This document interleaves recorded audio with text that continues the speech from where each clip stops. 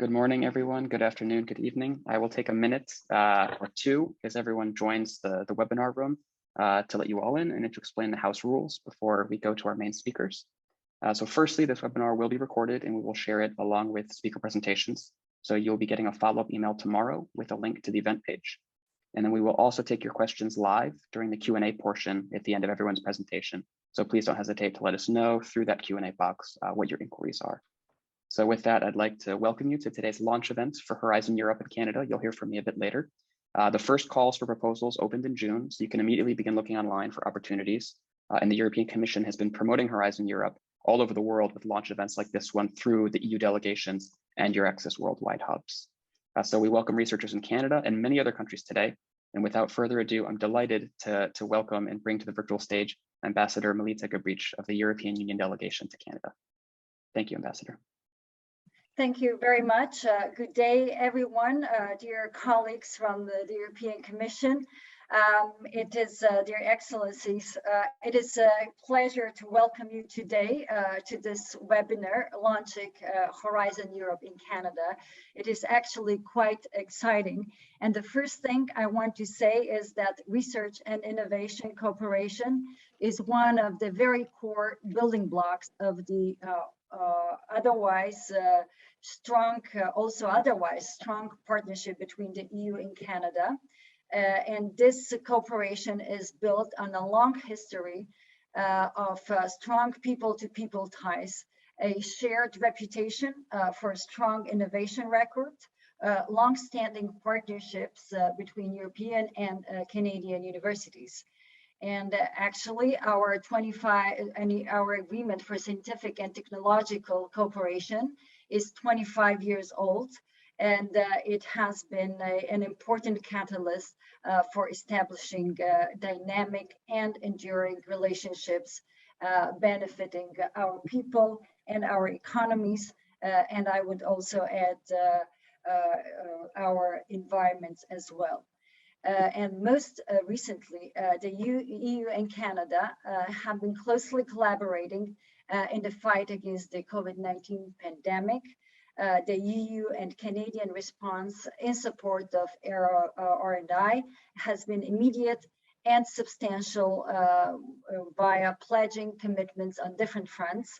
For example, we joined our forces in funding new research and coordinating research efforts.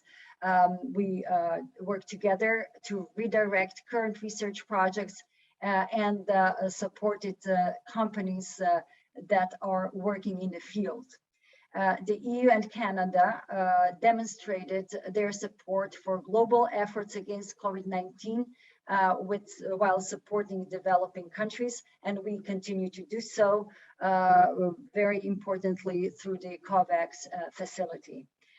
The European focus on research and innovation offers unparalleled support for emerging technologies and initiatives, all of which translate to opportunities also for Canadian researchers and exporters. And of course, the Horizon Europe program has a budget of 95.5 billion euro, almost 140 billion Canadian dollars. And as such is the world's largest program for research and innovation. It is open to researchers and innovators from around the globe.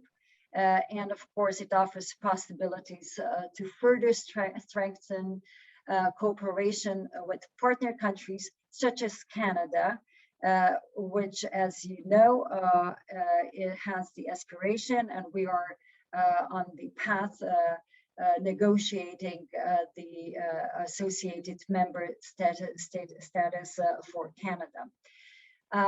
With the Canadian New Frontiers in Research Fund, international stream and co-funding mechanism, Canada has a strong cooperation mechanism on its side of things. I thank the European Commission's Department for Research and Innovation to give today Canadian researchers and researchers in all fields and at all stages of their research career the opportunity to learn more about the EU's key funding program, about the open calls, grants, fellowships, and collaboration opportunities in general. On this note, I wish you a productive deliberations. Thank you so much, Ambassador. With that, I'd like to welcome Maria Cristina Russo, Director for International Cooperation in Research and Innovation at the European Commission. Thank you very much, Jackson, and good morning to all of you in Canada, and good afternoon to the colleagues in Brussels. Bonjour à tout le monde au Canada, et aussi bon après-midi aux collègues à Bruxelles. Je suis ravie d'être ici parmi vous et de parler du Global Approach pour la recherche et l'innovation and of the Horizon Europe program. I am very excited to see that we have 464 participants showing the interest that this event has raised in Canada. And I really hope that with this event, you will get all the information that are needed for you to know the opportunities that are offered to Horizon Europe for enhancing the scientific cooperation between the EU and Canada. The ambassador very eloquently said also how scientific cooperation is important by itself. It's very important that our researchers, yourselves, work together with the European ones and with the other researchers in the world. And the Horizon Europe program, being the biggest research innovation multilateral program of the world, offers these great opportunities of bringing together researchers from the EU, from Canada, and from other parts of the world in order to tackle together global societal challenges. Also, what the ambassador said, and I would like to insist on that, is the importance of research and innovation as a building block of our bilateral cooperation, of the cooperation between the EU and Canada. And in this regards, the Horizon Europe program offers also new opportunities to structure more this cooperation through a possible association of Canada to the European Union Research Innovation Program, Horizon Europe.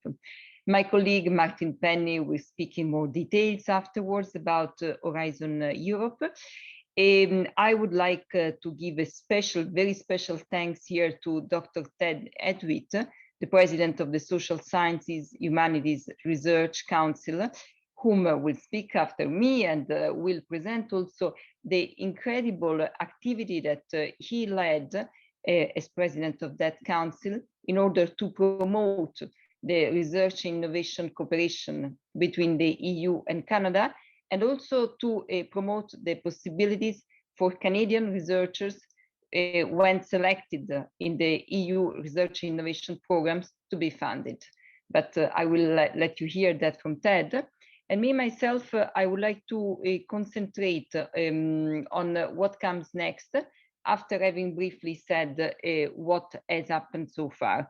In the previous research innovation program, Horizon Europe, we had 441 participations of Canadian researchers in what we call the collaborative actions, on the top of the participation of Canadian researchers to the multilateral activities, to the global platforms of research and innovation, which exist, for example, in the field of health, in the field of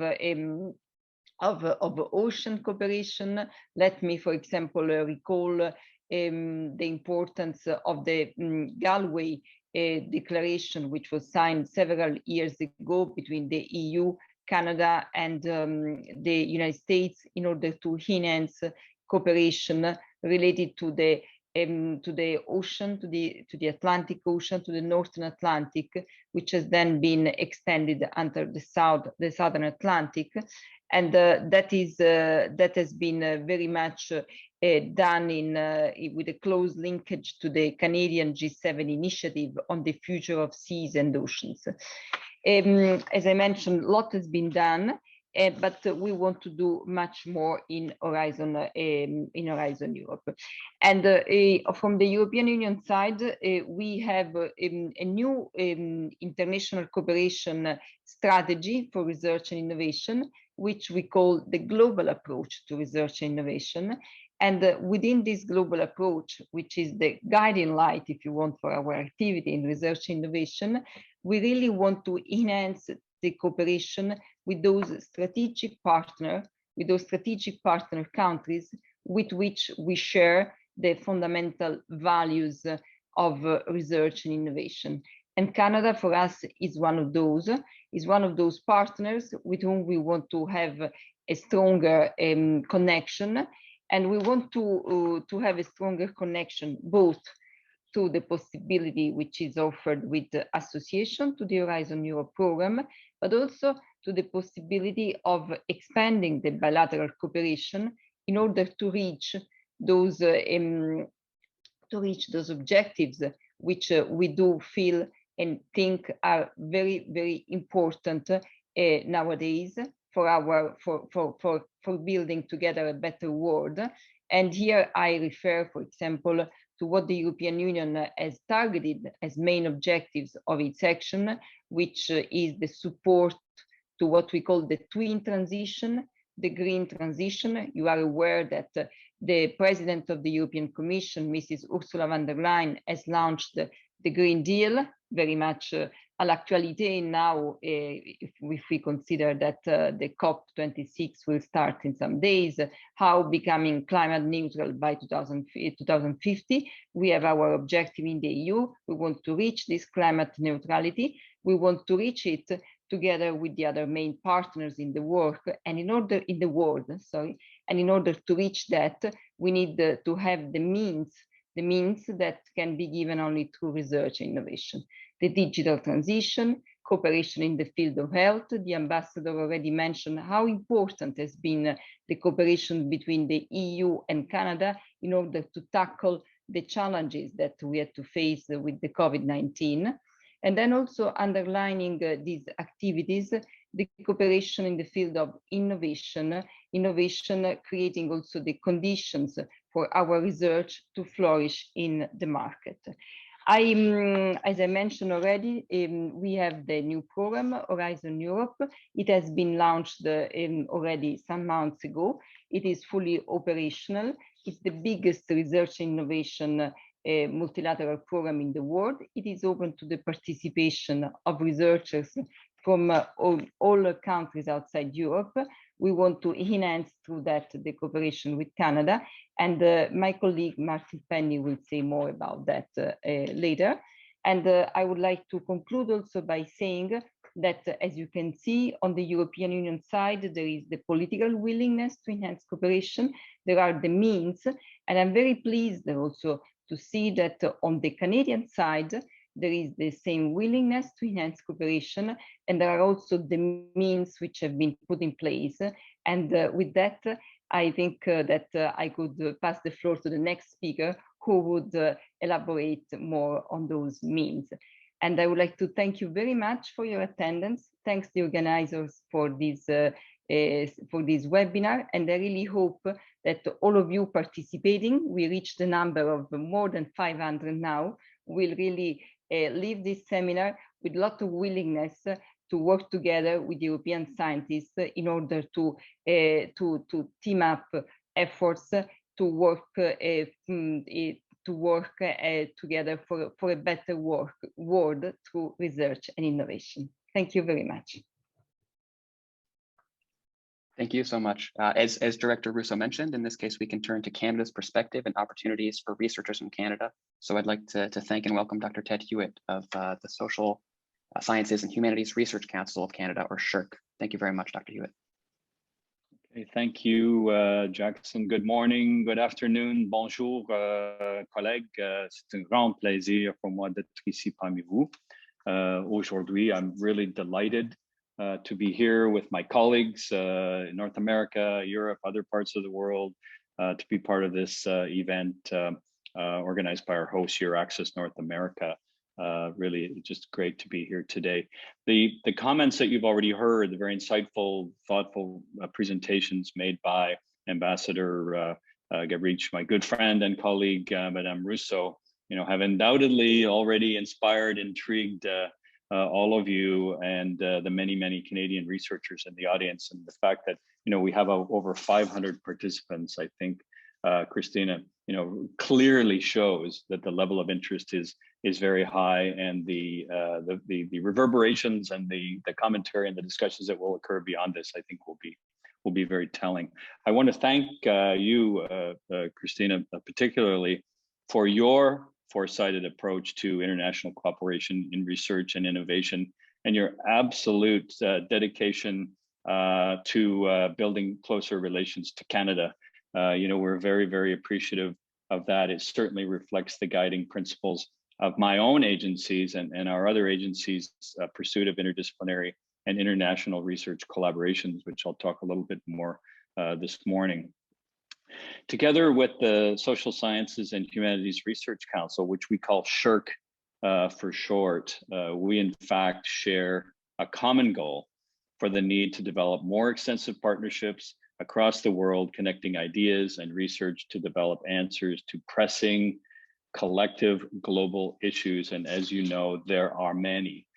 We believe, as do you, that research is integral to developing the evidence-based policies and policy frameworks needed to drive and shape the recovery and the reimagining of our societies in the post-pandemic period. Addressing these complex international issues, including the pandemic response, climate change, it goes without saying, social cohesion, justice, requires a diversity of perspectives and voices. And as such, we require diverse approaches and findings across a range of research disciplines and research careers, along with the participation of individuals and teams and organizations from all sectors of society. Collaborative research is equally vital to the public sector, as many of you know. The pandemic has brought new pressures to national budgets. The economic potential of research collaboration is being embraced by governments around the world. SSHRC has been working to strengthen the contributions of research to policymaking, both nationally and internationally. Our contribution to the United Nations Research Roadmap for the COVID-19 recovery is a really great example. Canada's federal research funding agencies, SSHRC, my agency, the Canadian Institutes for Health Research, and the Natural Sciences and Engineering Research Council were key collaborators on the development of the UN Research Roadmap, which was designed to help stimulate global thinking about the research needed to help nations implement effective post-pandemic recovery strategies. The roadmap firmly positions science and research as the world's best chance to recover better. The socioeconomic recovery from COVID-19 provides an historic opportunity to reimagine societies using a human rights lens and to initiate the transformative changes needed to achieve the better and brighter future envisioned in the 2030 Agenda for Sustainable Development. So as my agency, SSHRC, along with Canada's other federal research funding agencies, and as part of Canada's Research Coordinating Committee, are keen to be involved in Horizon Europe. We aim to ensure that the Canadian research enterprise continues to be well-positioned to contribute to global efforts to advance knowledge, understanding, and solutions for a just, green, inclusive, and prosperous post-pandemic area. In fact, as many of you know, certainly Christina, as you know, Canadian researchers have had a long history of collaboration with the European research community. Our relationship is based on shared values, similar scientific cultures, and many joint initiatives that have made Canadians and Europeans each other's second leading science and technology partners among industrialized nations. One success I want to talk about a little bit is the Transatlantic Platform for Social Sciences and Humanities, or TAP, as we call it, which was launched in 2013 with funding, importantly, from the European Commission, 1.5 million euros. A novel collaborative partnership among research funding agencies in Europe and the Americas, the platform offers joint calls for research in areas with strong potential for international and particularly transatlantic collaboration, such as digging into data. Some of you may have been involved in the past, social innovation and recovery, renewal and resilience in a post-pandemic world. The platform also aligns policies and practices to facilitate international collaboration, to enable interdisciplinary work and heighten awareness of the role multidisciplinary research plays in addressing 21st century challenges. As well, we've partnered with the members of the Bonn Group, so SHIRC, the INR, DFG, NWO, NSF, and ESRC, to form the Open Research Area, or ORA, as we call it. ORA recently issued a new funding call for integrated projects involving researchers from at least 3 of the 4 participating countries. SHIRC's also been a proud collaborator in the EU's framework program for research and innovation. We embrace the collaborative European approach, recognizing the value of the European framework program, Horizon 2020. Under the umbrella of our New Frontiers in Research Fund, we have awarded grants to Canadian research teams engaged in European Union Horizon 2020 projects on topics ranging from vaccine hesitancy to inorganic contaminants capturing and energy citizenship. SHIRC also funds projects in the 2019 and 2020 Horizon Migration Program for research ranging from the intellectual protection of refugees to the integration of migrant children. We supported Canadian research teams participating in 25 Horizon Europe projects from a wide variety of calls, a different approach for us, but one that proved successful thanks to close collaboration with our European colleagues. This robust relationship that we've developed over the years provides a powerful foundation to jointly address strategic challenges that impact all of our countries: economic growth, environmental sustainability, human health, peace and security. Canada's research funding organization and the other members of the Canada Research Coordinating Committee are interested in building even stronger partnerships with Europe's research communities through the European Framework Program. And in fact, at the Canada-EU Summit last June, many of you will recall, our Prime Minister Justin Trudeau and the presidents of the European Council and Commission agreed to explore Canada becoming an associate member of the new Horizon Europe program. This cannot occur soon enough, as you know, Christina, as we've discussed many times, and will potentially give Canadian researchers access and privileges similar to those of European participants. Ongoing discussions to explore this possibility are being led by our Federal Department of Innovation, Science, and Economic Development. Whatever the path forward, our collaboration on the European framework will have a definite impact on Canada's research activities. So I urge Canadian researchers to seize this tremendous potential to partner with the world's best through Horizon Europe so we can ensure Canada's continued leadership at the forefront of innovation. And to facilitate this, SHIRC recently worked with other federal funding agencies to develop an updated guide for Canadian participation in the European Union's Framework Program for Research and Innovation, 2021, 2027, and beyond. Canadian funding opportunities open to international co-applicants and collaborators are listed in the guide. And I think that may answer many questions that some of you have already posted with respect to how to get involved. We also want to make it easier for investigators to secure funding for novel research that crosses disciplinary boundaries. And we'll develop a new international strategy for SHIRC that will guide future global partnerships. We anticipate new joint initiatives for international collaboration that support groundbreaking interdisciplinary research under the New Frontiers in Research Fund. We'll soon be awarding the first large-scale institutional grants under the program's transformation stream, so please stay tuned for that. Certainly in Canada, we view Horizon Europe as an extraordinary opportunity that could not have come at a better, or given the pandemic, more extraordinary time. We believe profoundly that by sharing knowledge through global partnerships and networks, we can strengthen the positive influence of research on innovation and policy frameworks around the world. So on behalf of SHIRC and as Vice Chair of the Canada Research Coordinating Committee, I can confidently say that we very much look forward to expanding and enhancing this wonderful opportunity. So thank you once again. Merci, collègues. Et j'attends des questions aussi en français ou en anglais, comme vous voulez. Merci. Thank you so much, Dr. Hewitt. With that, I'll turn to Dr. Martin Penny, DG Research and Innovation at the European Commission.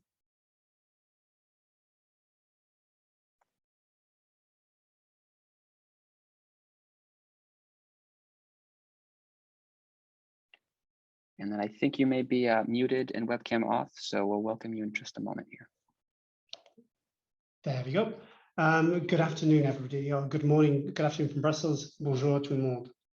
I would like to take you through the Horizon Europe program. And I know when I attend these types of seminars, I'm quite a practical person. So I have three questions on my mind. First of all, why should I be interested? If I'm interested, how can I participate? And what's in it for me? So what I would like to do is start off with those questions first of all, so that they're answered immediately for you. So why participate? So you heard from Christina and from Ted. The framework program, Horizon Europe, is actually the world's largest international research innovation program. Has a budget of 95.5 billion euros over the 7 years of the program. So it has many opportunities. Every researcher here present in this webinar, there are opportunities for you, researchers in all subjects and at all career stages. As you've heard already, the program has started with some of the first calls being published already. And over the period of the next 2 years, about 1,000 topics and calls will be published, and that representing about 15 billion euros of funding in these 2 years alone. So how to participate? Well, in general, Horizon Europe targets multi-beneficiary consortia. Let me give you a little bit more idea of what I mean with this. So the main focus, and I will give you the details in later slides, is on collaborative research, requiring at least 3 participants from the member states of the European Union, associated countries, and in addition, additional partners can come from anywhere in the world. How you do this, finding the right partners is a key, and we provide a dedicated tool so that you can build on links you may already have through existing programs, through people you know from conferences, from the literature, by finding new partners that you can work with in areas of mutual interest. In some parts of the program, particularly in the mobility programs and the European Research Council, opportunities are there for individual researchers as well. So I hope I've whetted your appetite. Let me look at what's in it for me now. What's in it for you in terms of how does the program work? And I'll take you through each part of the program in detail. So this is the structure of Horizon Europe. It's based on 3 pillars. Many of you may have seen this already and seen the 3 different pillars: excellent science, global challenges in European industrial competitiveness, and innovative Europe. Let me take you through each of these in turn. So starting with the first pillar, excellent science.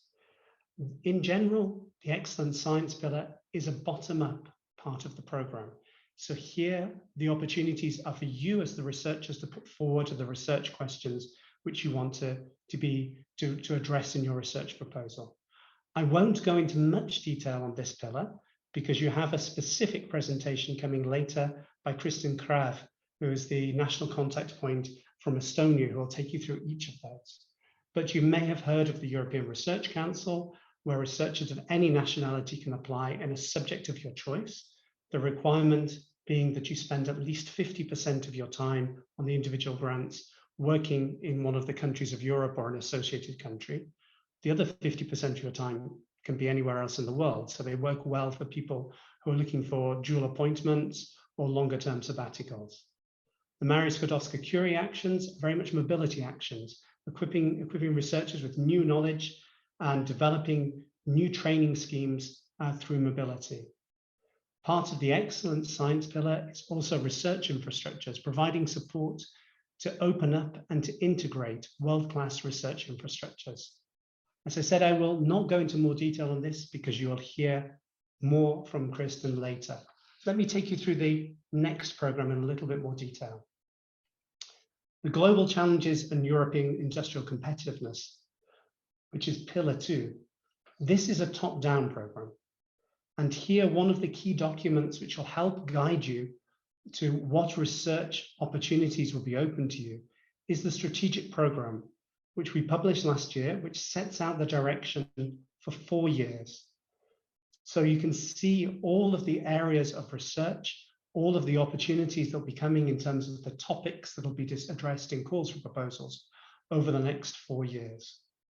Already for the first 2 years of that, for 21 and 22, we have published a 2-year work program, which gives you details of all of the topics which will appear either in current calls or in calls which will come in the next 2 years. Overall, the budget, this is a large part of the program, almost 54 billion euros will be spent over the next 7 years, boosting key technologies and providing solutions to some of those big questions which Christina mentioned in her opening remarks in terms of the green transitions, the digital transition, and also areas relating to health and to innovation. The program is divided into these 6 clusters. You can tell from the titles the areas of research which are covered there, but to give you a flavor of the types of things there, if I look at the health cluster, there you will have things such as health during life, environmental and social health, non-communicable diseases, rare diseases, infectious diseases, poverty-related diseases, also healthcare systems, digital solutions for health. Culture, creativity, inclusive societies covers issues relating to democracy, cultural heritage, and the social and economic transformations for inclusive growth. Civil security for society looks at particularly disaster resilient societies, protection and security, and also cyber security. The digital industry and space cluster looks at issues relating to manufacturing, key digital technologies and quantum technologies, emerging enabling technologies, advanced materials, artificial intelligence, robotics, next generation internet, where there's actually a specific call directly in coordination with Canada, advanced computing, big data, space, including Earth observation. The climate, energy, and mobility.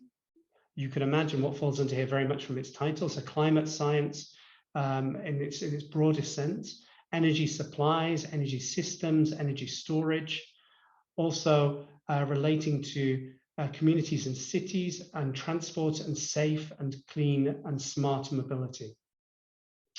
And finally, the 6th cluster, food, bioeconomy, natural resources, agriculture and environment.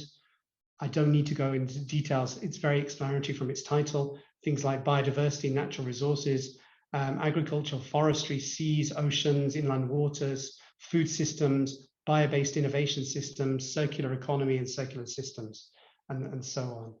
So that gives you a flavor of the types of activities. Within this cluster,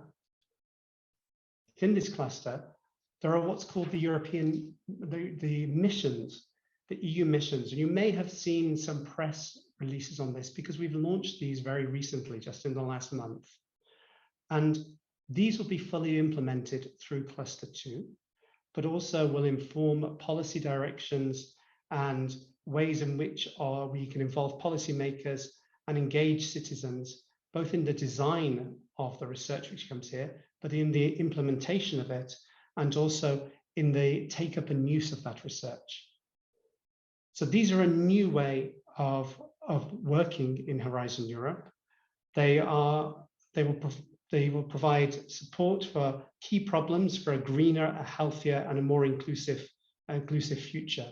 5 missions have been put forward, and let me give you an overview of each of these. So the 5 missions which have been put forward: adaptation to climate change, including societal transformation, where the aim of these missions is by 2030 to have at least 150 European communities and regions to be climate resilient. On cancer, the idea there is to improve the lives of over 3 million people through prevention and cure, and also solutions to live longer.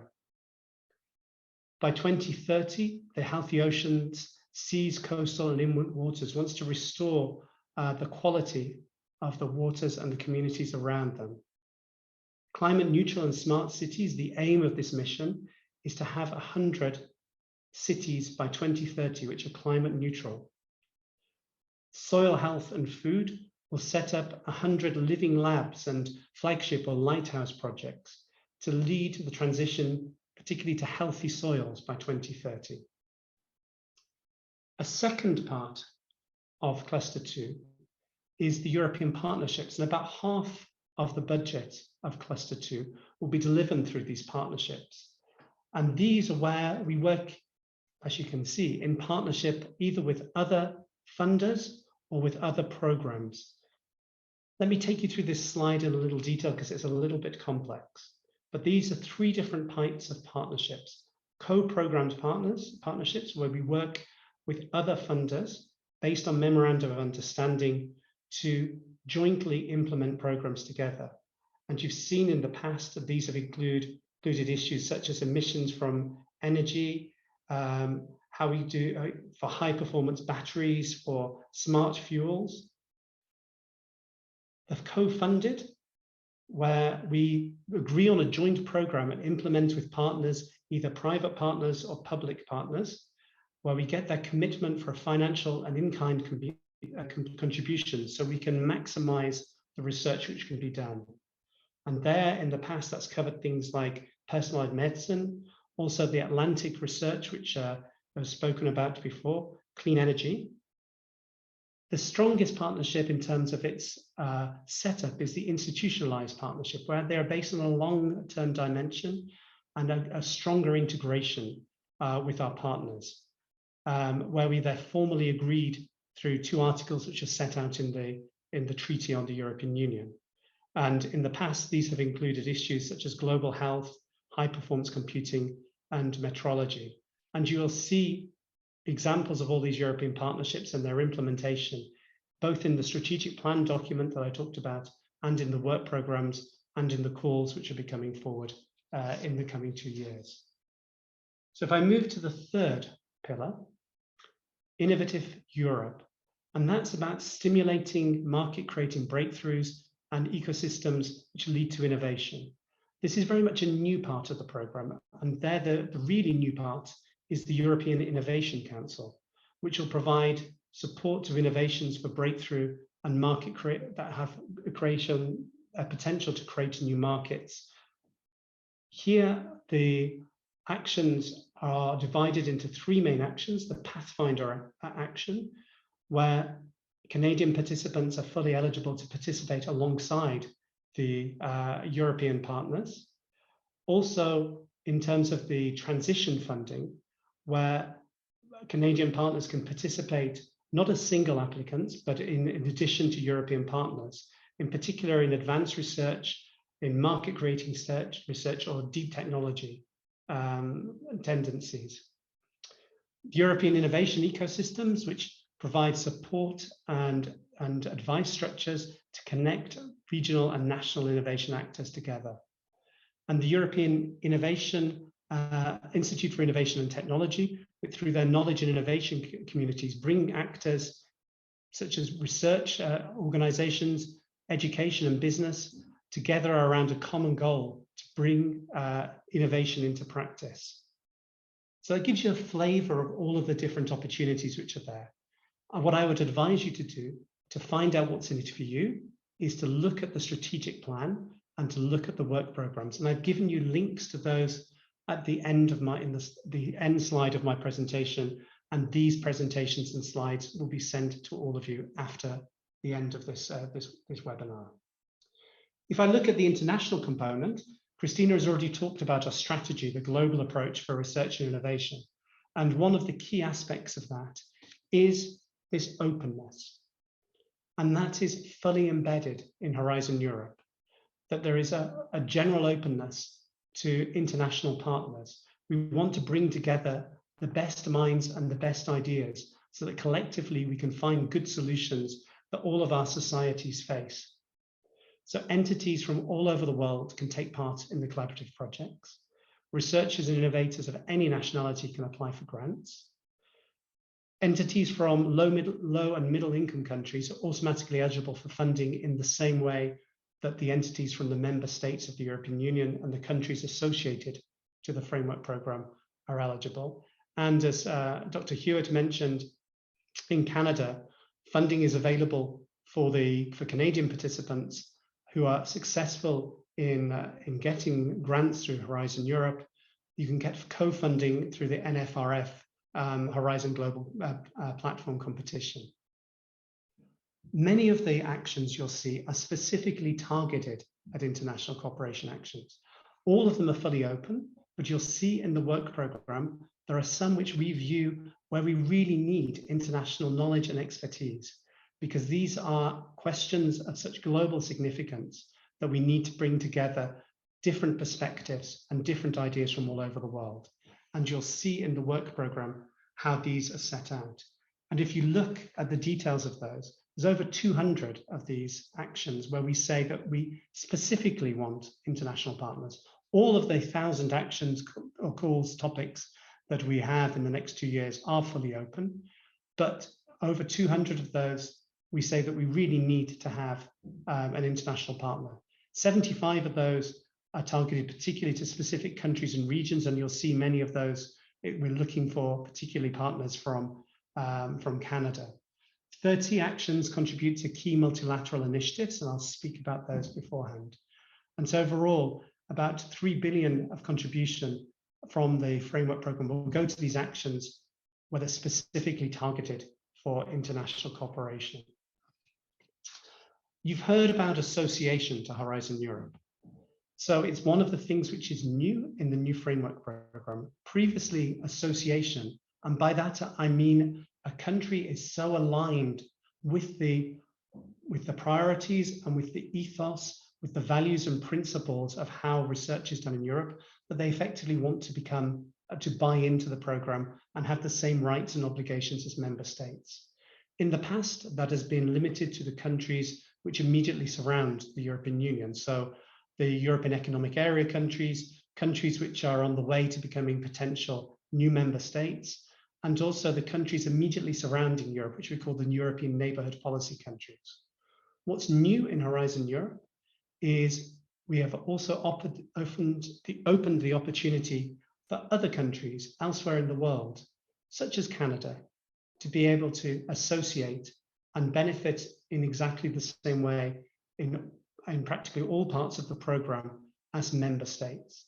And as you heard already from the opening speeches, this is something which Canada has already expressed its interest in doing, and there are exploratory discussions putting that in place.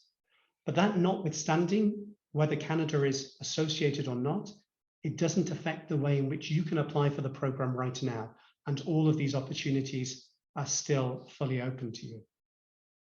In terms of the international aspects, the framework program also provides contributions to research which is carried out through key multilateral initiatives.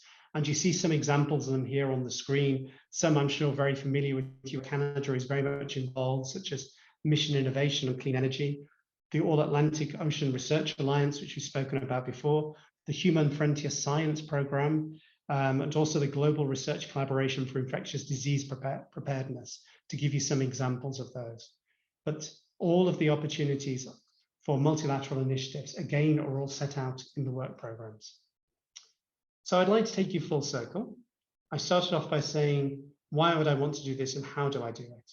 And I'd like to end with one key screen. This is the Funding and Tender Opportunities portal. And I will give you the link to this in my last slide, but this is your entry point. This is what it looks like on screen. This is a screenshot from that I took myself. And it sets out where you find all of the details on how you participate, how you get the documentation that you need, how you get the invite, how you get the information on how you write applications, how you access the online platform to submit your application, how you could get support in terms of finding other partners, and how you can get support from the support structures which are set up in all of the member states. We call them national contact points. And you'll hear from one of those shortly, Kristin Krav from Estonia. Canada currently is setting up the system of national contact points, and we hope that will be in place shortly. So I hope I've given you a flavor of how the program works, what it looks like. Happy to take any questions later. And I'll leave you with some slides, a final slide with some of the key links, setting out the global approach, this participant portal I talked about, and our overall website on international research innovation collaboration. Thank you very much. Thank you, Dr. Penny. I'll be happy to share those links in the chat as well shortly after my presentation. I'll take over now. So if everyone bears with me one moment, I'm going to share my screen. This will be a familiar presentation to those who are EURAXESS members, but to those who are not yet aware of us, I will try to quickly give an introduction to the services we offer. And from there, we look forward to supporting you in the long term. So again, this is quite a brief introduction. We also are very happy to follow up afterwards. So please reach out to us with an email. I'll leave our contact information at the end of my presentation. And I'll open by clarifying that we do not fund mobility directly as EURAXESS, but we act as the official information broker connecting you to plenty of these European opportunities like Horizon Europe as a whole, or to specific calls. I see in the chat, a lot of people are asking about individual calls and then overall funding mechanisms. So by way of this introduction, EURAXESS was established about 17 years ago. It is an initiative of the European Commission, and it is now a network of 42 European countries and 9 hubs around the world. So as you can tell, we are the North America hub. We provide assistance to researchers based in the US and Canada, regardless of their nationality, their field of research, or career stage. And we help researchers with their mobility and professional development. And we have 5 main tools to do this that are accessible from our main portal. So essentially, I'd like to give a quick overview following Dr. Penny's line of thought on answering practical questions on the main tabs on the website. So basically, this will be a quick primer on these free services that we offer. So the primary sections are first and foremost jobs and funding. If you search EURAXESS, probably the first autocomplete your search engine will show you is the EURAXESS jobs portal or the EURAXESS funding portal. So this will include scholarships, grants, fellowships. It's updated live, it's vetted centrally.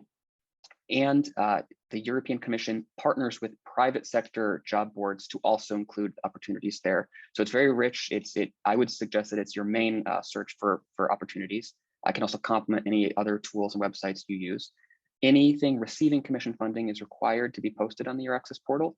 So in that case, you won't miss anything only by searching there. And again, because of these partner websites, you'll also find some posts that are only on other private sector websites, but that are mirrored on the EURAXESS portal.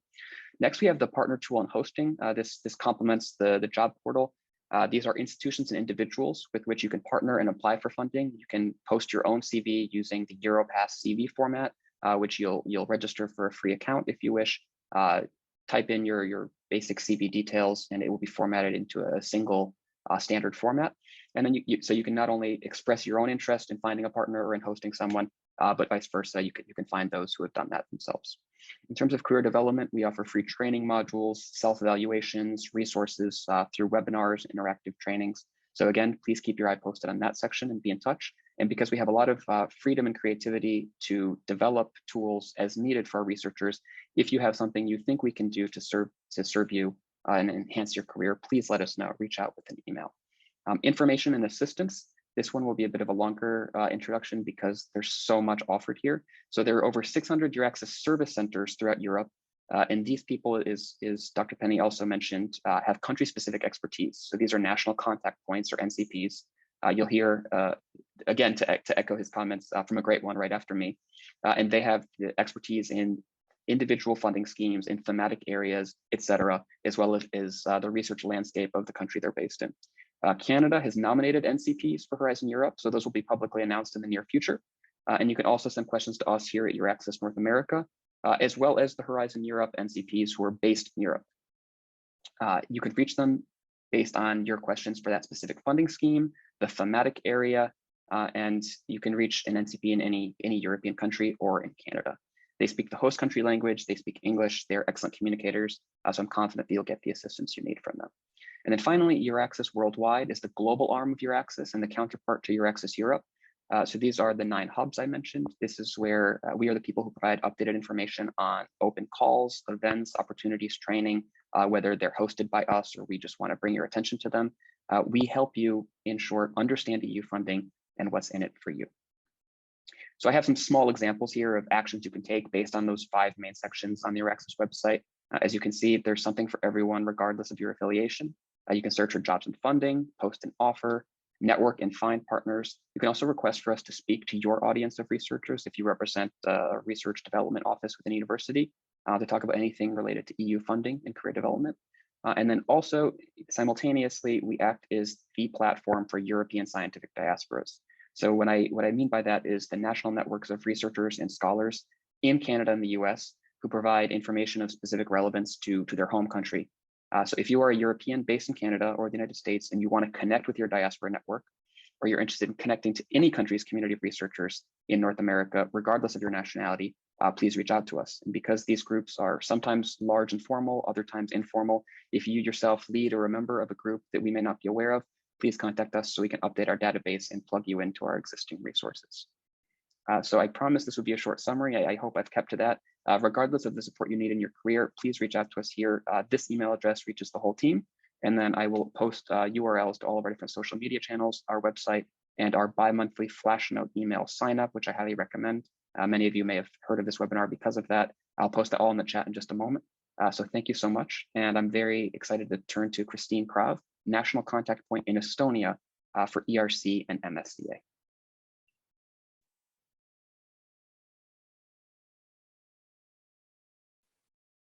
Thank you, Jackson. I will share my slides in a second.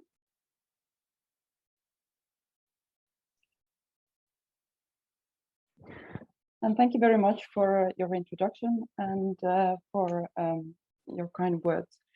My name is Christine Krav. I work at the Estonian Research Council, and here today I represent not my own institution and my country, but I represent the network of national contact points. So the people that are put in place in different member states and also countries outside Europe to help and assist researchers wishing to apply for Horizon Europe. My specialties in Horizon Europe are in particular the European Research Council grants and Marie Curie actions. So my presentation today will take you through these two types of funding schemes, and I will be very happy to answer any questions that you might have about these funding schemes. You can find a lot of information, much more and much deeper information about these funding types on the websites of these, respectively, the European Research Council website and the website of the Marie Curie actions. But today I will be giving you a very practical and very short overview for what you can expect and what is your benefit, how you can apply for those, and who is out there to help you. Combined, these two subsections of Horizon Europe provide support for individual researchers mostly. And I would like to stress already from the very start that combined these two funding schemes provide support for researchers in all career stages, from all research fields, and of any nationality.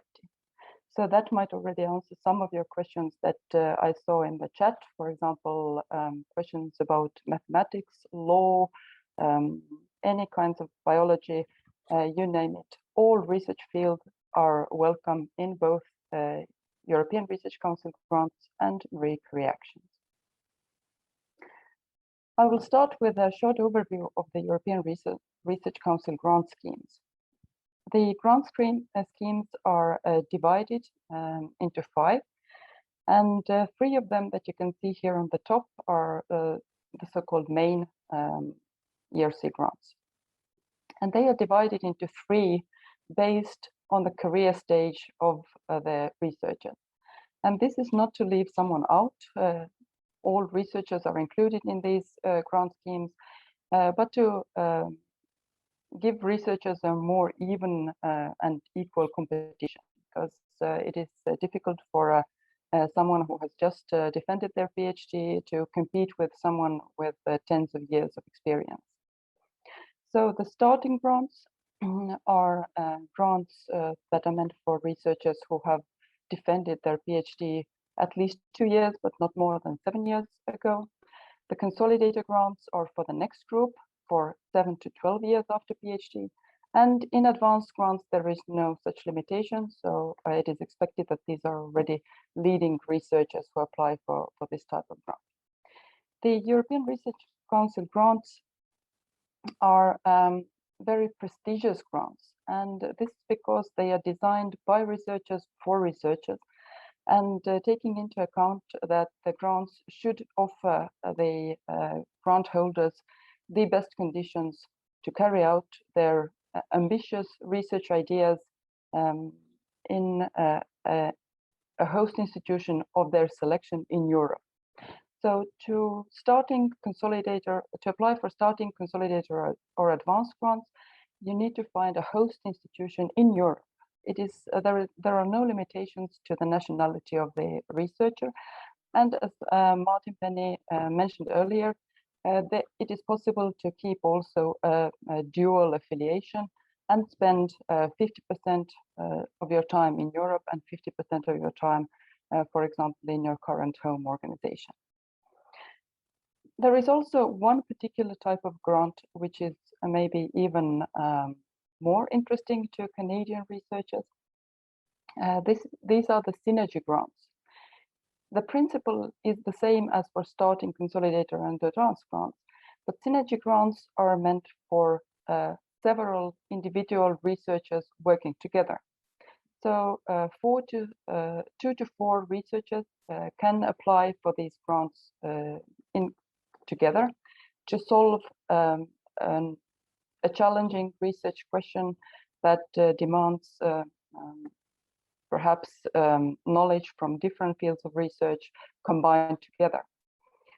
The synergy grants are specific in this aspect that one of these principal investigators can also be based outside Europe, for example, in Canada. So a Canadian researcher could apply for a synergy grant together with European counterparts and also remain in Canada and be fully funded by ERC. So that is quite particular in Horizon Europe. The proof of concept grant is a small grant that is meant for current ERC grant holders. So those researchers who already have a starting consolidator or advanced grant or synergy grant, and whose results from these main grants show some potential for commercialization, for further development towards the market. So the small grant of only 150,000 euros is meant for proof of concept of these early results.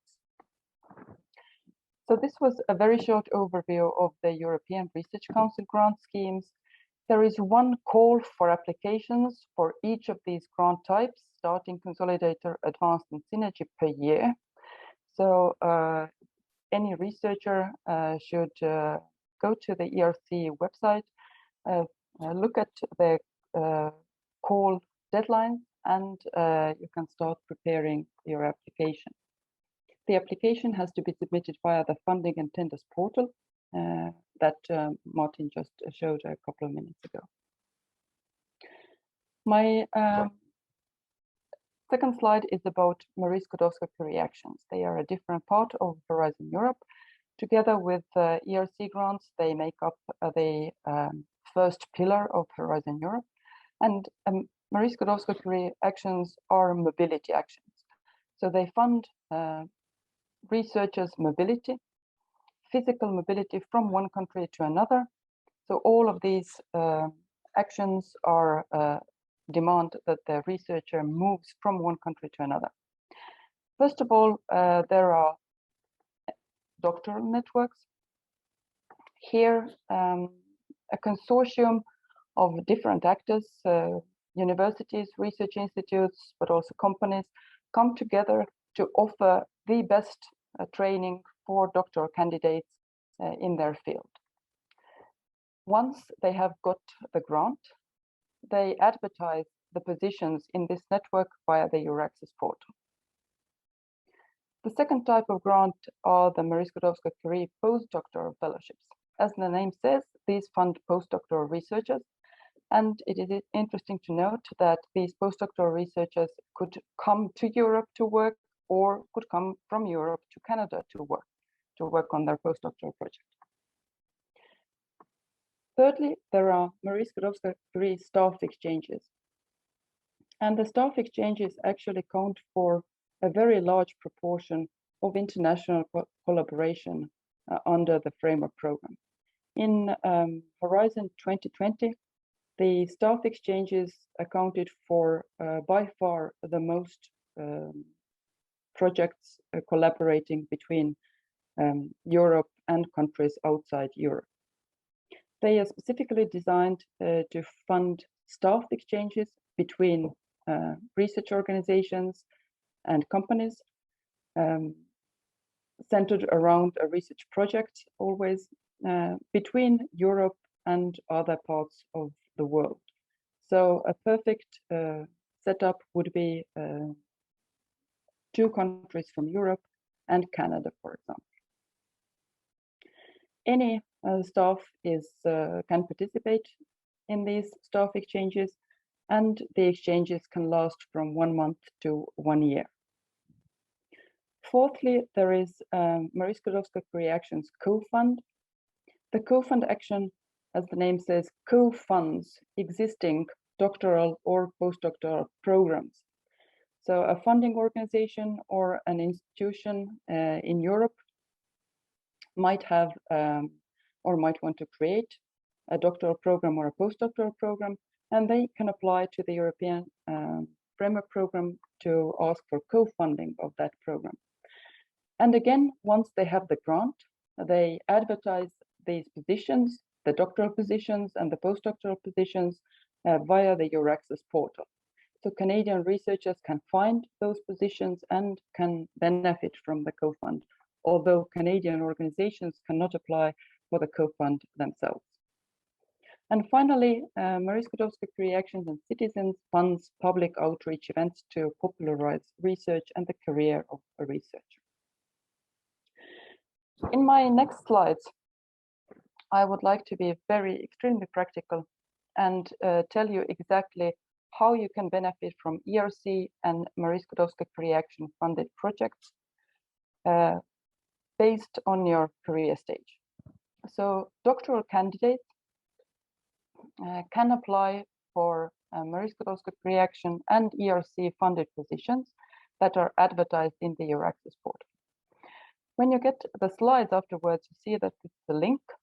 You can search in the EURAXESS portal, specifying that you are particularly looking for positions that are meant for PhD candidates and for positions that are funded from Marie Skłodowska-Curie Actions or ERC. And this link takes you directly to the search result of such job offers. If you have already completed your PhD and you're looking for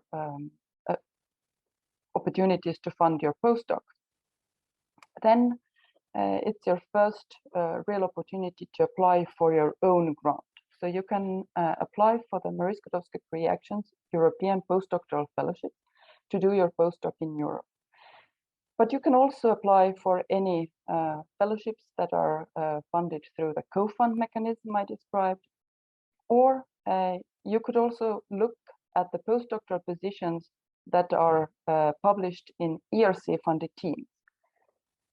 At any time, there are a lot of ERC funded teams looking for postdoc positions, and these teams are, let's say, the best research teams that you can find in Europe.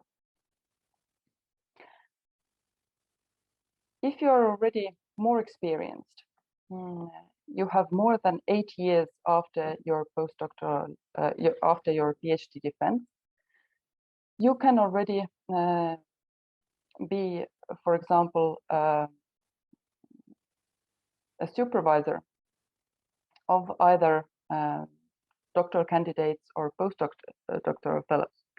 And these fellowships have a part that are called secondments.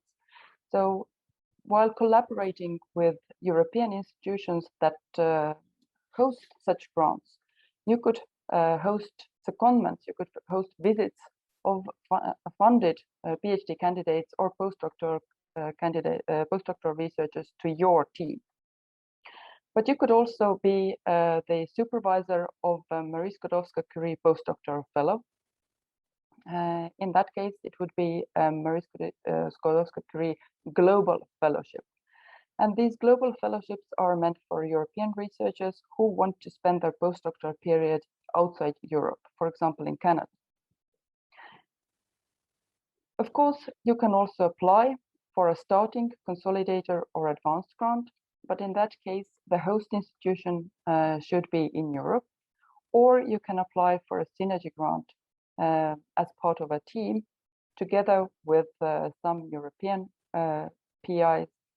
And in that case, it is also possible to remain working in Canada. I would also like to stress that these opportunities listed on this slide are fully funded by the framework program. So no own funding is needed to participate in these actions. But in case you would like to participate in other Marie Skłodowska actions, for example, you might need some own funding. And we just heard that Canada is providing such additional funding. In case of ERC, there is also a very interesting possibility. Some countries, including Canada, have concluded agreements with the ERC, and via these international arrangements, researchers from these countries can apply to be hosted in the ERC funded teams. In case of Marie Skłodowska actions, for staff exchange project, you might need Canadian funding to fund your researchers. And you could also participate as a full partner or in Marie Skłodowska doctoral networks to train PhD students together with European organizations if you have matching funding from Canadian sources. So this was a short overview of what are the opportunities for Canadian researchers in ERC and Marie Skłodowska actions. And in my last slide, I would like to repeat that there are national contact points in all countries of the European Union, but also many other countries. And these national contact points can be found also via the Funding and Tenders portal. And these people will be happy to assist you if you are interested in, for example, applying for a postdoctoral fellowship in Europe, or for an ERC grant in Europe, or in general in the rules of Horizon Europe calls for applicants. There are national contact points for all parts of Horizon Europe. So when you search for a specific contact point, you can filter by country and the function. So you will find the person who is responsible for that particular part of Horizon Europe and will know the best answers to your questions. So with this slide, I say thank you, and I will be happy to answer any questions if there is time for that.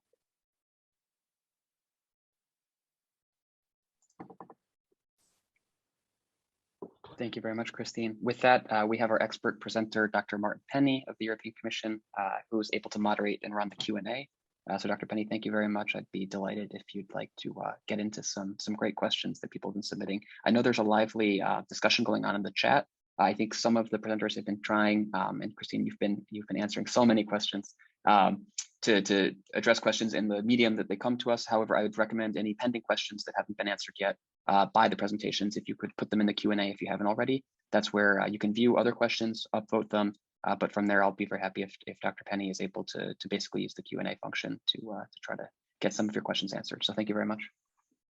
Okay, Jackson, thank you very much indeed. There's a lot of questions, and we encourage more. Now is the chance for you to find out as much information and get the guidance and advice that you need. So because we want Canadian researchers to apply for the program. And I want to start off with one which perhaps I can start answering. And Ted, I don't know if you are able to answer part of this question too, which is a question which came from Frédéric Lepantet, who said quite rightly, the program is huge, and finding the call each year, the call which you want to participate in, is quite painful. And so asks whether there's a way in which the Canadians can distill the calls so that it makes it clear which ones are the most suitable for application. If I can maybe start, and Ted, maybe you can complement what's done from the Canadian side, but I think you're right.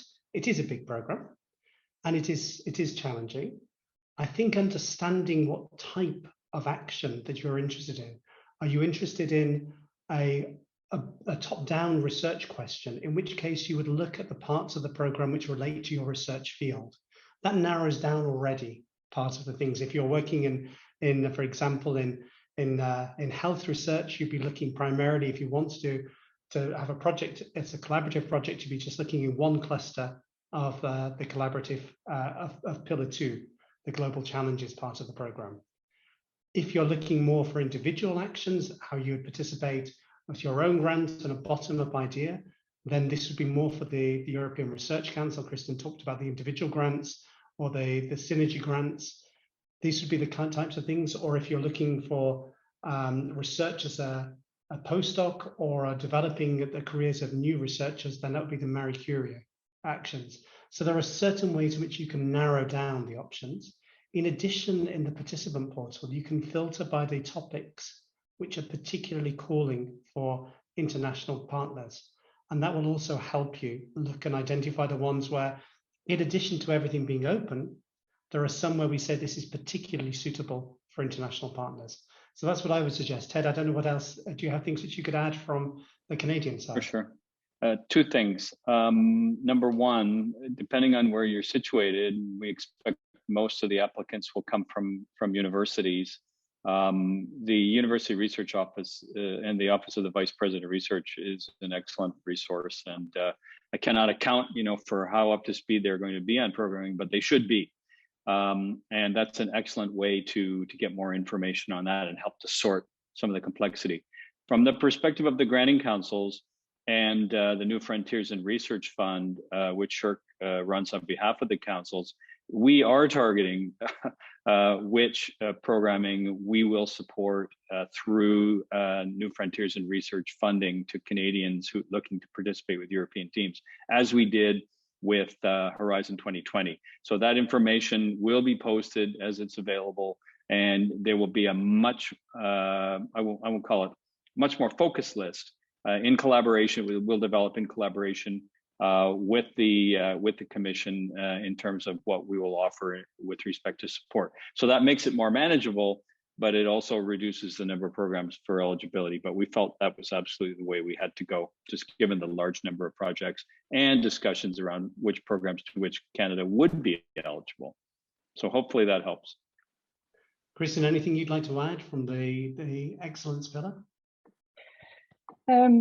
Yes, indeed. If the program went so complex, you wouldn't need the national contact points. So we are also there for the member states. So it's not only complex from the Canadian point of view. For the first pillar, for ERC and Marie Curie actions, the message is clear. They are open to Canadian researchers to apply.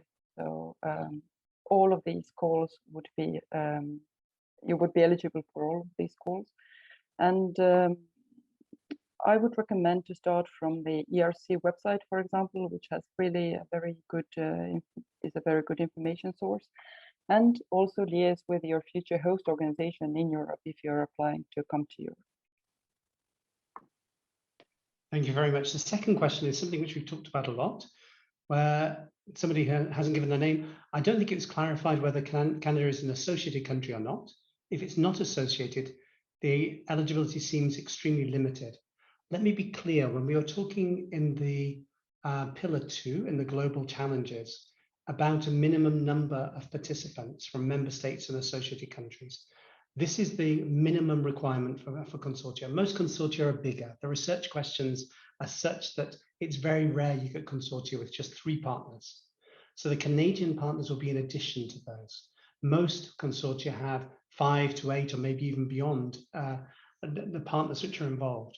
And so there, the Canadian partners as a non-associated country would be in addition to those minimum number. If Canada becomes associated, they're then part of this minimum number of 3 that are ones who can start, if you will, putting together the consortium and form this minimum number. The role of the researchers, though, doesn't change. Often people say, if I'm not an associated partner country, can I lead on the research? That's really up to you. That's for you as a decision you make as a consortium, who leads on what parts of the program. We act formally that one of you acts as what we call the coordinator, A better term would be the administrative point of contact. And often people get concerned if they're not the coordinator of a project, but really they're the point of contact for us, for the admin on reporting. They're not related to who leads on a research proposal or how a project is implemented. In terms of the association, Canada has sent a letter of intent to express interest in association. We've had a couple of rounds of technical talks and they are still ongoing. So it's very much at the early stages of the discussions and negotiations, but that does not mean that you cannot participate currently. And as we've outlined, that all of the program is open and we encourage you to apply. Ted, Kristen, is there anything else you'd like to add to that? Okay. Then one may perhaps for you, Ted, what kind of funding is available as matching funding to apply for ERC or Marie Curie? Is Tri-Council funding available? This came from Jaihang Hu. Okay, so currently through the New Frontiers program, that is not available, but that doesn't mean that existing research funds you may have secured through the Tri-Council could not be used as matching funding for that purpose. But to this point, there is no programming that's currently in place.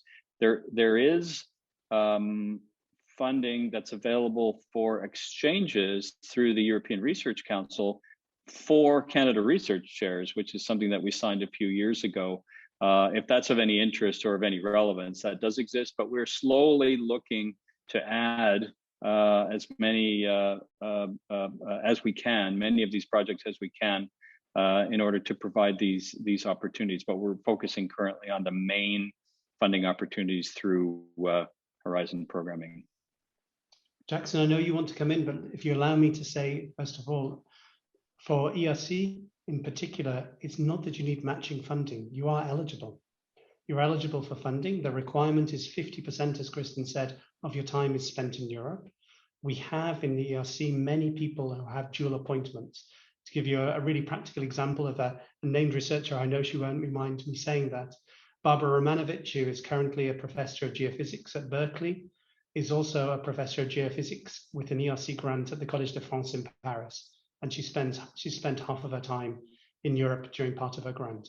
So that gives you one example of how this can be put in place. We have other examples, for example, of researchers who've gone on sabbatical to Europe for a couple of years and extended part of their time to set up a dual appointment. So this is perfectly allowed, or you can move to Europe too. That's also perfectly allowed too. But these are just options to show that matching funding isn't needed. And as Kristen said, one of the types of grants, synergy grants, then there's no need for you to do anything different other than work from your own institution. One of the partners in a synergy grant can come from anywhere in the world. And if you look through the funded synergy grants, there are several Canadian examples of those. Jackson, you also wanted to come in here. Oh, I'm sorry, I've just been marking answer live as you've been addressing the questions to clear them up from your queue. I don't have much to add. I think you've all given great perspectives. I'll just briefly touch on related comment though. Someone mentioned that Canadian NCPs for Horizon Europe are not showing up on the portal. I just want to clarify and welcome Dr. Penny or Ms. Kraft to elaborate any further if possible. But my understanding is that the Canadian government has nominated NCPs for Canada. However, they have not been fully approved or published yet. So in this case, the best resource in the meantime would be to look at the Horizon 2020 NCPs, because I understand they may generally be the same people or same institutions. I'm not sure if either one of you can speak to that further. I will look into that, Jackson. I'm not sure why they're not uploaded on the portal if they've been nominated, but we will try and rectify that if that's the case. Thank you. Then the next question, which is more for you, Ted, is there a 2021 and 2022 Horizon Global Platform competition? Yes, there will be, and we're working on that currently. Sorry, I was more focused on getting people to the site. I should have verified beforehand to see whether that was posted yet. The most important part is that funding is secure for the Horizon Europe programming. We are just now currently developing the list of the specific calls that will be eligible. But please, be patient. That will be forthcoming as soon as we can get it up there. Okay. The next question is the UK part of these grant schemes. So the UK is an associated country as part of the agreement for the withdrawal of the UK from the European Union. If you look in the annex of that, if you want to read the withdrawal agreement, actually included an association agreement to Horizon Europe. That agreement is currently in the process of being ratified. Once it is ratified, then the UK will formally become an associated country. In the meantime, all of the applications from the UK will be evaluated, and final eligibility in terms of funding will be assessed once the ratification has gone through. This is the standard case for all associated countries. The ratifications means that the agreement is retroactively applicable. So that is the case. So the UK is eligible as an associated country, but there is still this proviso that the agreement has to be ratified. Next question, perhaps more for you, Ted, to start off with. Are Canadian federal scientists eligible to receive this funding? That depends what you mean by this funding. That would be up to the European Commission, I would think, if you're applying directly and so forth. But if you're talking about the Canadian portion or the matching funding that we provide, you are eligible under certain circumstances. You should check with your own department on that. But the rule of thumb would be normally you'd have to have an associate or some sort of adjunct position at a university in order to be eligible for that, but you'll have to check on your specific circumstance. As the funding councils by legislation are designed to support research in the outside of government, in universities, colleges, and other research organizations. In terms of from the Europe side of things, any type of legal entity can apply for European funding. So it doesn't matter if you're working at a university, a company, a small and medium-sized enterprise, a research institute, a charity, a campaigning organization. You choose the type of organization. If you have part to play in a research consortium, then you are potentially eligible for funding if your proposal is evaluated successfully.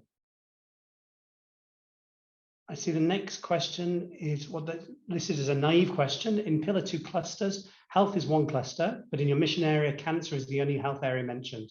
Does this mean that cancer research will be preferred to other health research? The answer to that is no. It's one of the things where, if you go back to the first question, it's a big program, and at first sight, it's a little bit complex. But the health cluster covers health in its broadest sense. So when I talked about the opportunities that are in health, for example, it covers health systems, healthcare, environmental and social health, a whole range of disease types, non-communicable diseases, rare diseases, infectious diseases, healthcare systems, how IT and health come together. All of these different types of things are eligible and are topics which will be put forward through the health cluster. And you get an idea of the types of topics which will come out in the next 4 years through the strategic program, which I mentioned. And already you can see the ones which will be in topics for calls for proposals for 21 and 22 from the work program. And you can access all of those documents from the participant portal, which Jackson has given you the link to in the chat. In addition, one of the ways in which we ask calls for proposals is through the missions, which is a new way to really focus research so that we can lead to tangible results in a short time frame. And one of the missions that's been put forward is for cancer, as I said, to improve the lives of 3 million people by 2030. That's the aim of the mission. So it's a very specific part of the health cluster. But it doesn't mean that it's a preferred area of research over the others. It's an opportunity within the health cluster. Kristin, Ted, I don't know if you have anything that you want to add on that. Okay. I see a question which has come right to the top in terms of the likes, and this is more for you, Ted. In Canada, or at least in the province of Quebec, research buyouts are impossible. The teaching loads are more significant in Canada than many EU countries. So how is SSHRC going to ensure Canadian institutions will allow Canadian academics to work fully on their projects? Well, I mean, I think this is a challenge that extends far beyond collaborative research with the EU. I mean, obviously, it can be in some institutions quite difficult, given the teaching loads that are in play. But I mean, these are matters, quite rightly, that need to be discussed between relevant faculty associations, and institutions. We do provide funding for support for researchers, as was mentioned actually, through graduate research assistants and other research associates and so forth. But I can assure you, there are many in Quebec and throughout Canada. There are, even at smaller institutions with higher teaching loads, there are many faculty who are involved in international research collaborations and heavily involved in research. So, this is an ongoing conversation with institutions and with SSHRC and the other agencies in terms of how we support those activities within institutions. Thanks, Ted. I'll go to the end of the questions because I'm reading from the top, so I'll go to the bottom. I'm currently enrolled in a PhD program. Are there funding or opportunities to do short or long-term exchanges? And maybe Kristen and Jackson, you want to answer that one? For PhD students, you cannot apply for a grant of your own, but you can participate in the projects that are already funded by the European Commission under Marie Curie actions, or even under ERC, because also ERC projects have their teams have positions for PhD students. So I would advise you to turn to EURAXESS portal, and you can filter the search results, the job offers that are there. Usually the funded positions can be found on the job offers, and you can filter them by your research career type. I think it's a bit counterintuitive in the sense that it doesn't say PhD candidate. It says something like beginning researcher, or the first level of research career. I hope that that will help me. I think Christine shared also my answer for me. I will say, when you go to I'll drop a link right now in the chat to the EURAXESS job portal. There's a little need help button that explains the definitions of the terms used. So when it says first stage researcher, what the technical definition for that is according to the European Commission. So I'll drop that in just a few seconds. Okay. Another question: are there any constraints in the study area or the geographic location of the projects? So that's, I think, two quite different questions. So constraints in the study area, I think in terms of the, both of the pillars, if you have a specific area of where you need to do field work, or you have a particular study area in terms of doing area studies, then if that answers the research question, that's what you need to put in place in terms of pillar 2. There may be particular study areas or which would make sense in terms of answering the research question. In pillar 1, where it's a bottom-up program, then that's your choice. So, if you want to, we have many projects, for example, in the ERC that work in area studies all around the world, and it just needs to be a new and interesting research problem. In terms of the geographic location of the projects, by that I mean in terms of where the partners can come from, if I understand correctly, then the program is fully open to the world. So partners from anywhere in the world can apply. So it's not just the EU countries, associated countries, and Canada. You can have partners from anywhere. Kristen, Ted, is there anything that do you interpret that question a different way? Anything you wanted to add? Yes, perhaps to stress that in pillar 1, there are no thematic priorities. So researchers are welcome to apply for their own research idea in any field of research. But in pillar 2, the calls are structured in a different way, and the calls already have thematic priorities. So your application must correspond to the call priority. So in that sense, yes, in pillar 2, there are a lot of restrictions for each call. You must apply for a specific idea that matches the call. But in pillar 1, there are no restrictions to research ideas or fields of research or geographical areas. Just to follow up on that, perhaps there's a question saying, have you confirmed which countries will be associated with Horizon Europe, i.e. eligible to apply and participate? And where can we find a list of lower middle income countries that will be eligible? So let me take the first question first of all. It's not the fact that you need to be associated to be eligible to apply. Any country can apply. If you're an associated country, then you can form part of the minimum number of partners for a collaborative project. There needs to be a minimum number of 3, 1 from a member state at least, and at least 3 from member states and associated countries. So all countries can apply. So whether Canada is associated or not doesn't affect your eligibility. It's just about this bare minimum for the consortium. And as I explained, consortia are often much larger than this. Most consortia, 5 to 8, maybe even more partners. In terms of funding, all low and middle income countries, and I think, Kristen, have you just put the list in the chat? Thank you. They are eligible to apply, but also eligible for funding in exactly the same way as partners from the member states. So you can see the list of countries there. For high-income countries such as Canada, the funding isn't automatic from the pot, but as Ted has explained, there is a co-funding mechanism available for Canadian applicants. Is there anything else that either of you would like to add? Okay, then one question which I maybe need a little bit more understanding, maybe it's a Canadian expression, Ted, so maybe you can help. Is China part of this program? Is China funding at 50 cents on the dollar, or is it just Canada? I hope you're not asking me. Well, let me. Question, I'm not sure I because I understand. have no answer to that one. Maybe Alan. I wouldn't go near that, for $100. Okay, maybe you can explain, Alan. Pazlo asked the question exactly what you mean. But just to be clear, China is in the same way. It's a third country, as we call them. It's eligible to apply. All Chinese research organizations can apply. As you have seen, there are. The program is fully open. China is not in the list of low and middle income countries, so is in the same position as Canada, where the Chinese participants don't receive automatically funding.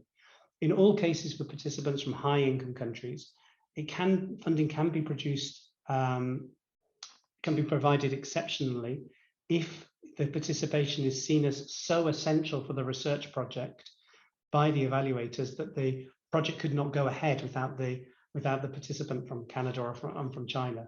This does happen. You need to make the case very clearly in the application. So in addition to the co-funding mechanisms like you have in Canada, there is possible basis for exceptional funding as well.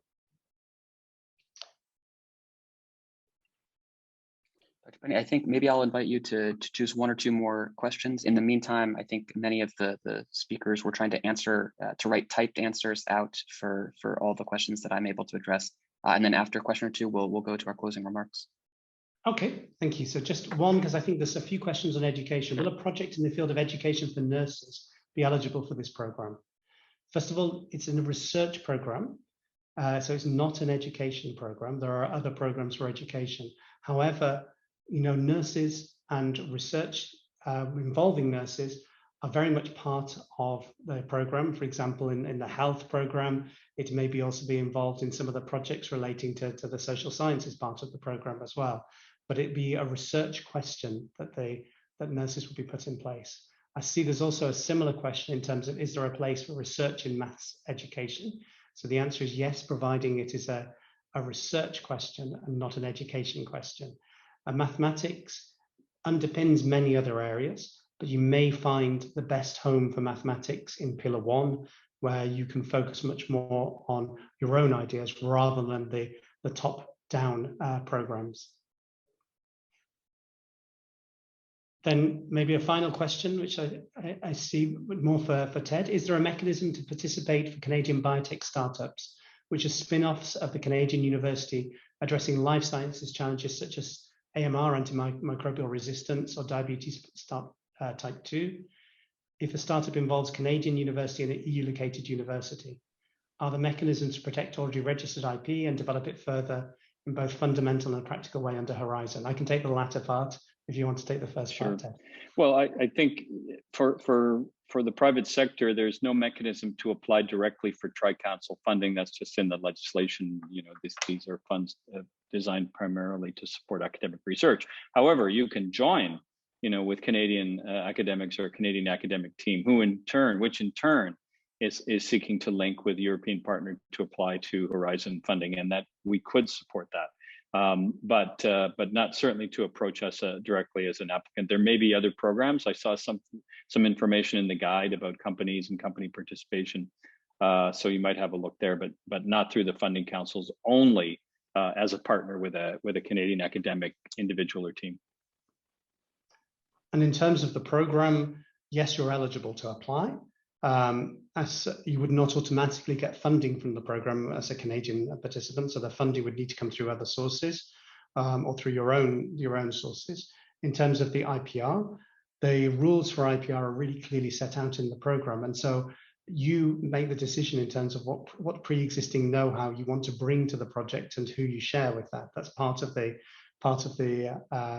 application process. And there are key rules in IPR in terms of once knowledge is generated, how that is shared and how that is managed by the consortium. And there's a lot of flexibility in terms of how you arrange that amongst your partners. It's perhaps a little bit too much of a technical question to go into details here, but there is plenty of information on the websites in terms of how IPR is managed. Jackson, I think we're probably running out of time. Is that right, in terms of questions? Yeah, so the discussion has been very lively. I think even greater than what I anticipated and hoped for. So I'm really encouraged by all the positive conversations happening. As some people are suggesting in the Q&A and chat, I'm going to do my best in a timely manner, hopefully tonight, my time on the East Coast of North America, to try to archive the chat and basically filter out, remove any personal names or information, but keep the essence of any important links shared and then sort of important information imparted by all of our speakers. So I will make that available alongside the speaker presentations in a sort of resources mentioned document on the main event page, which I'll also put in the chat right now, just for reference, so everyone can bookmark that. Everyone will get a follow-up email tomorrow to the main event page, which will be updated with the recording and then all of those documents that I mentioned before. So Dr. Penny and all of our great speakers, I want to thank you all for the information you gave in the Q&A and beforehand. And with that, I think it's a great moment and opportunity right now to welcome our closing remarks from Ambassador Designate of Slovenia to Canada, and Ambassador Andrei Gregor Rode. So Ambassador, whenever you're ready, we welcome you to the stage. Yes, good afternoon, everyone, and bonjour à toutes et à tous.